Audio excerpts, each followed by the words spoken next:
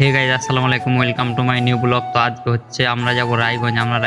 আমরা রায়গঞ্জ কি করতে যাব না করতে, তোমরা ব্লগটি ফার্স্ট থেকে লাস্ট অব্দি দেখো, তাহলে বুঝতে পারবে। তো আমরা গাড়ি ধরার জন্য এখানে দাঁড়িয়েছিলাম, তো ফাইনালি গাইস গাড়িটা চলে এলো। তো আমরা এখন গাড়িতে উঠে পড়লাম, ঠিক আছে।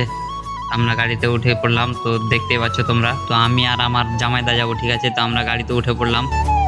তো আমরা চলে এলাম বারোদুয়ারি। আর বারোদুয়ারি আসার কিছুক্ষণ পরই দেখতে পাচ্ছ কত বৃষ্টি হচ্ছে, ঠিক আছে। এত বৃষ্টি কি বলবো তোমাদের, তোমরা দেখেই বুঝতে পারছো কতটা বৃষ্টি হচ্ছে।